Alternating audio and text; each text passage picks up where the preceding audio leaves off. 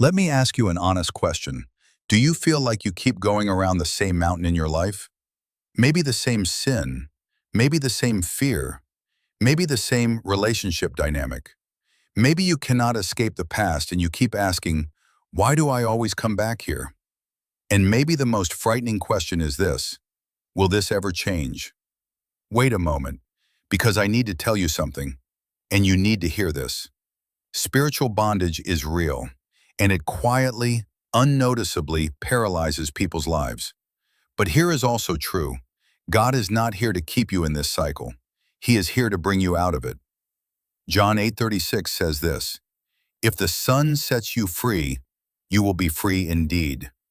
Free indeed. That is a promise. And today we are going to talk about that promise being true for you too. Now maybe this is going through your mind, but I already repented. I prayed. I went to church, and I came back to the same place again. That is easy to say, but hear this. Spiritual bondage most of the time does not look like an obvious chain. It is not seen. It is felt. It is felt as a heaviness. It is felt as a cycle. It is felt as the question, why is everyone else moving forward but I cannot? And the most dangerous part is this. Many people think this weight is normal.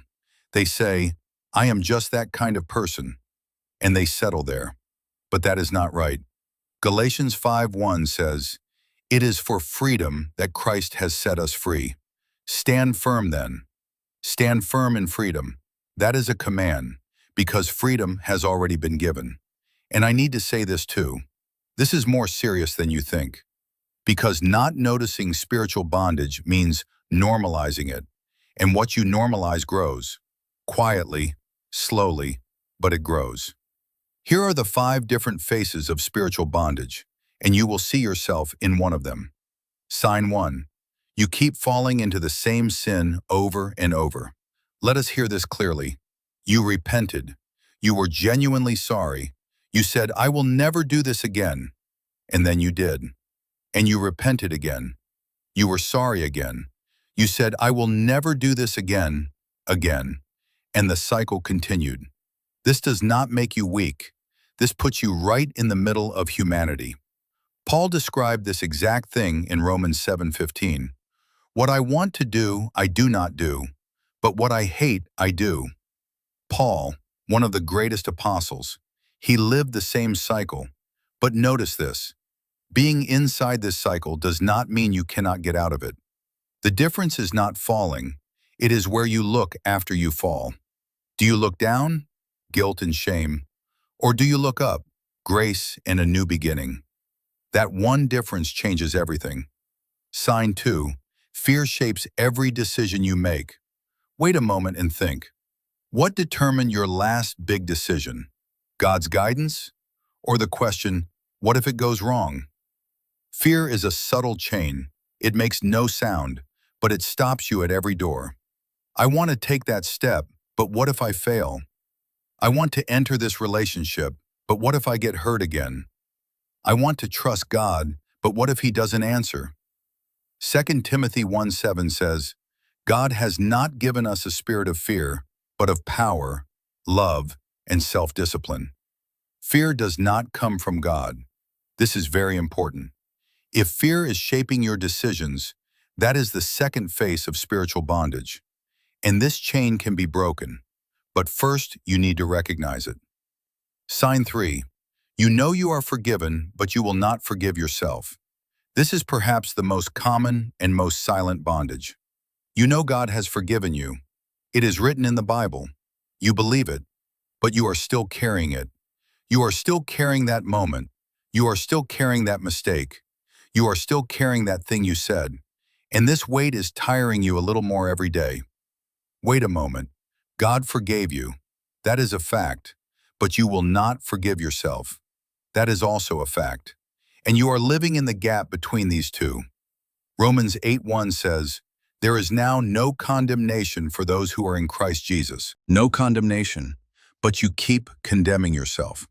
Forgiving yourself is not minimizing the sin. It is accepting what God has already done. He paid. You keep carrying. That is bondage. Sign 4. You think, I am just that kind of person. This is the deepest bondage and the most dangerous, because identity labels are stronger than chains. I am an anxious person. I always fail. I cannot change.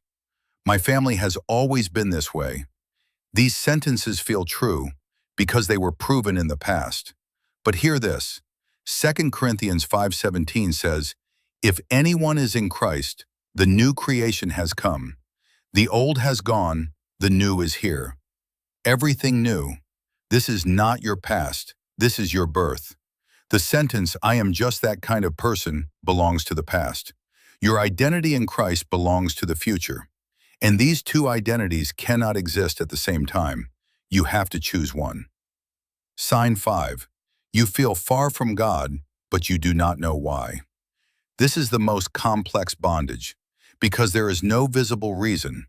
You are praying, you are reading the Bible, you are going to church, but you feel distant, you feel empty. It feels like there is a glass between you, and you ask, what am I doing wrong? You cannot find the answer. Wait a moment. Sometimes this feeling of distance is the deepest level of spiritual bondage. Something is working below the surface, and it cannot be cleared without noticing it.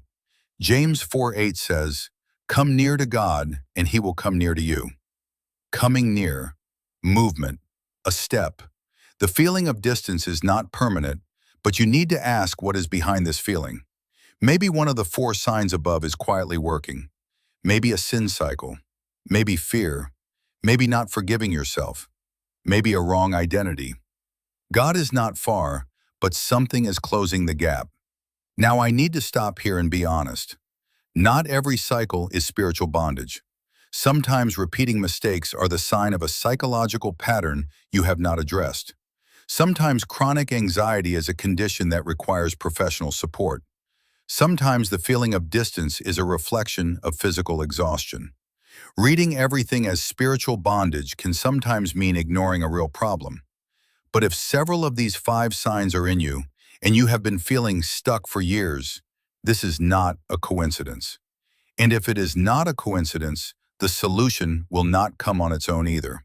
So what will you do now? First, name the chain you are carrying. Ask yourself today, which of these 5 signs is mine? Just pick one and show that chain to God. Naming it is the first step of freedom. Second, tell someone you trust. Bondage grows in silence. Telling someone you trust, this is in me, makes the chains visible. And a chain that becomes visible can no longer grow in secret. Third, memorize John 8:36 today. Just this one verse. If the Son sets you free, you will be free indeed. This verse is not just words. This is a promise over you. Spiritual bondage is not here to define you. It is here to stop you temporarily. And God takes the word temporarily seriously. Samson was in chains. He was freed. Lazarus was in a tomb.